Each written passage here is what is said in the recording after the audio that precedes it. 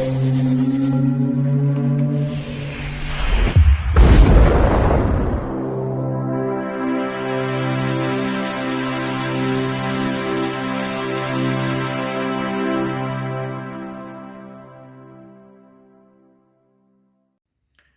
Bayek, it's me Ian, and in today's video I'm continuing my look at classic Doctor Who.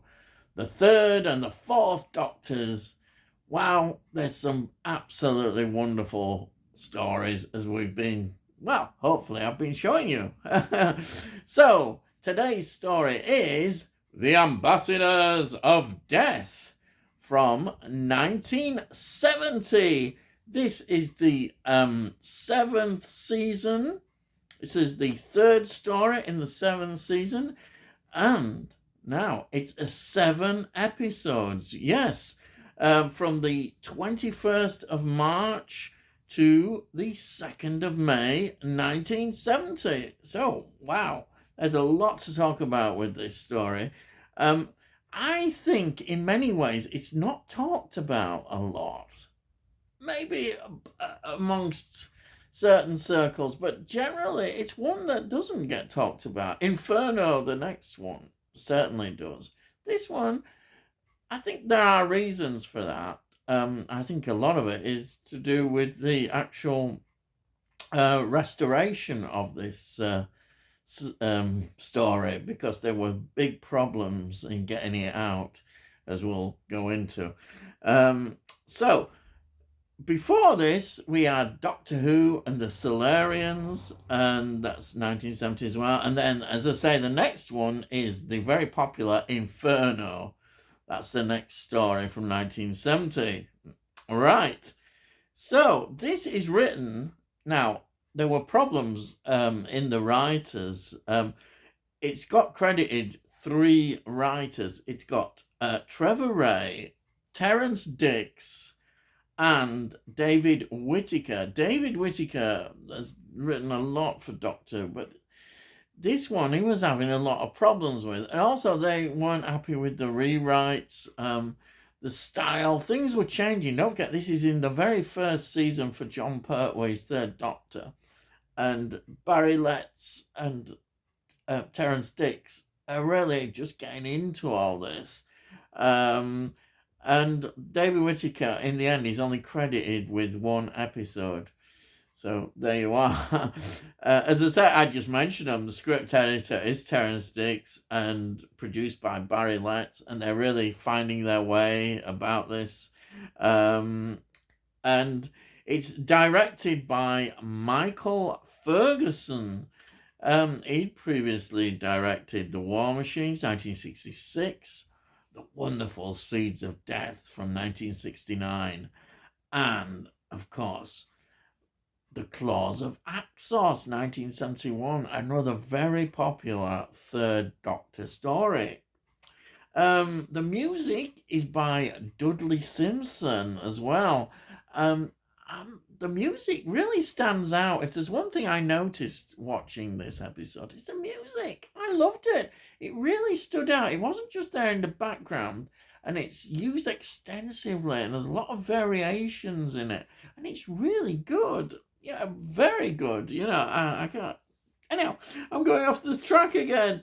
Anyhow, let's get into the cast. We've got Jon Pertwee, of course, starring as the Doctor. We've got Caroline John as Liz Shaw. And I think now she's really settled into the role, and she's very good. I think she's very good, yes. Then we've got Nicholas Courtney as the Brigadier. It's Nicholas Courtney. He's already got the role perfectly. It's him as a Brigadier. Who else? Then we've still got John Levine now, more on a semi-regular basis, as Sergeant Benton. Yes, he's there. Now, let's go into the rest of the cast. We've got John Abineri playing General Carrington. Is he the villain or not? Well, we'll see. You have to watch, sorry. He was in Death to the Daleks, 1974, which was a story from the 11th season, John Pertwee's last season. It was the third story. He was also in The Power of Kroll, from 1978 to 79 story. That was Tom Baker's 16th season. It was do you remember the Key to Time series? Yes. That's the fifth story in that, Tom Baker. Yep, 16th season. And I just throw this in. I was just looking, and it surprised me. He appeared in The Godfather Part 3 from 1990. Yeah, there we are. And then we've got Ronald Allen playing Ralph Cornish. He's the head of the space center. He was in Titanic film A Night to Remember, which many people really rate very, very highly. And also, he was in The Dominators, when you would get more Second Doctor. Yeah, 1968. He's quite a lead character in that. And then, I didn't know this because I wasn't really into the series, but apparently he was a big part of the TV soap opera Crossroads, 1972 to 1985. There you are. And then we've got Robert Caudron as Bruno Tatilan or something like that. Yes, very good. He was a French actor, and he was in lots of TV shows. Yes, he's very good. He's kind of another kind of villainish character, you might call him. Then we've got Robert Robinson playing Collinson. He was in mainly known, again, a series I've not seen but I've heard about, was Taggart, which was a long-running police series on ITV from 1985 to 2010. He was involved in that. Then we've got a face or a voice you might recognise, who is been a servant to Doctor Who. He was Michael Wisher. He plays John Wakefield. Michael Wisher, of course, is Davros, isn't he? The voice, and also he voiced the Daleks, and all these popped up in all sorts of stories in Doctor Who. What an actor. Davros, what a creation. But yeah, he's in this, right? What else can I say about this story? Now, you notice when you watch this story that it's the only story where the opening title sequence happens. And in the first episode, you get like a teaser, right? Then in episodes 2 to 7, you get this recap, the cliffhanger, from the previous episode. And then it goes into the title sequences. And this was an experiment about, ending. They wanted the cliffhanger to be important, as it certainly was. But they tried that, and they changed then the format slightly. The way it is. We didn't have it. We had the all straight run through and that. But yeah, that's something new here. Right, now, the locations. This, when you look at it, 7 parts. There's a lot of locations in it. Filming took place in the winter months as well, January and February, which did pose some difficulties, particularly with the weather as well. And they had a lot of stuntmen involved because there's a lot of action sequences. Well, when I say a lot, there was a company that they hired, and they were involved, and they said the weather did have an effect. Now, Blue Circle cement was used in Kent, Marlow Lock in Buckinghamshire, Southall Gasworks, that stands out a lot, that was in Middlesex, and then there were various sites over Aldershot. So that is, it really adds to the story. Let me just go through what the story is about. Not too much, because it's something I never like to give away the story, but you get the idea of where the story is going. Basically, the story starts, the contact with the Mars Probe 7 has been lost. So, what they do is they send a rescue ship up to, rescue them. But then contact with that is lost. And Unit, of course, with the Doctor and Liz, are sent in to investigate exactly what is going on. And of course, they start to uncover that the Martians are sending messages to this ship, and they get them. They start to hear them on Earth, and of course, this is all adds to a sinister atmosphere when you get this noise. And the Doctor, of course, works out that this is a definite message being sent, and from that, they get the capsule returning, and then the astronauts, what appear, they think to be the astronauts, have disappeared.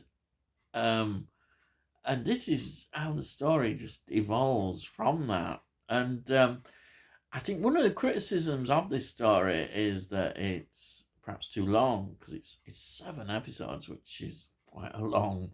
Because as we know, Doctor Who, as it's moved on, has got kind of more standard 4 episodes. Though there are 6-parters, of course, but 7 was considered quite a lot. But I don't think it affects it too much. A lot of people do, because the director who is interviewed on the extras talks about how he relished this story because it means he could do a lot of action sequences. He loved it. He loved using it, and that is there. Of course, they were very aware that this was going to cost more money. I'm going over budget, but the action sequence works so well. They really do.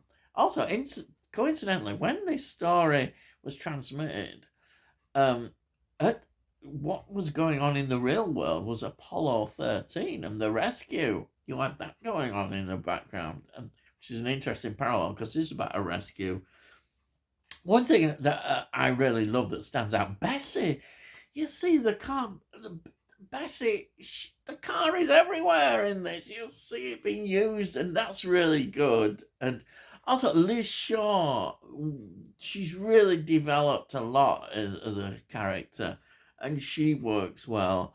And I love it is a science fiction theme about the alien contacts, and we perhaps misinterpreting them. And of course, deadly astronauts, they've come up in lots of areas. You get elements, with Quatermass and all that kind of thing. There's a lot of science fiction ideas there, but it's all done in its typical Doctor Who way. And also, when I watched this as well, I was thinking, because of the direction and a lot of the stars, it isn't always seen as a typical Doctor Who story. I just think in atmosphere, it's just the tone is a bit different, and that is interesting, I think. But this is, don't forget, they are as a team trying to develop, I suppose, what they want with the next with the Doctor.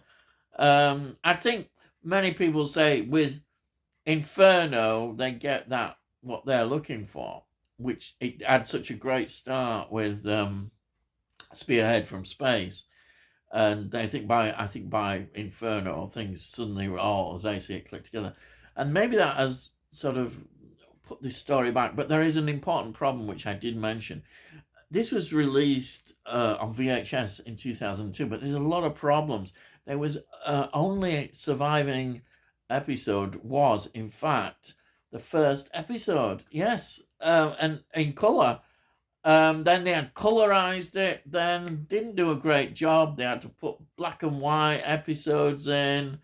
It was it. But in 2012, it was finally released with a full restoration. I'd be interested to see now when they release it on Blu-ray what it's going to look like, because it's going to be good. So you can see that perhaps added to the problem, people not seeing this story or remember it, and I think it's good. I'd like to see more people. It's a very enjoyable episode. I may upset some people, won't think it's too long, but I enjoyed it. It didn't drag for me. I just sat back and loved it. And Jon Pertwee's doing his action stuff as well. I mean, he loves the action, and yeah. And that action stuff, I think, really adds to it. It's fantastic. And the location, it's not studio bound. Fantastic. There's some great model work as well. All in all, a great production. Now, here is the DVD. There it is. And it's got the extras on here. There's a great documentary. And wow, you learn so much about it. Highly recommended. It's a great transfer, and this is the best at the moment you're going to get. But hopefully the Blu-ray will make it even better. But it's got a lot of work, because the restoration is fantastic. I thought they'd done such a great job on this. And that's it. I hope I've given you some enthusiasm to watch a story like this that perhaps is less well known, but yes, it's a great story. Anyhow, if you're new to the channel, please subscribe. We'll let you know when I put out these videos. And if you like this one, please give it a like. It helps. Hopefully, maybe get my videos noticed. And it all costs note. It's free. And if you've got any comments, please put your comments down. I love to read your comments. And that's it, really. Hope you enjoyed it. All I've got to say is, I'll see thee again.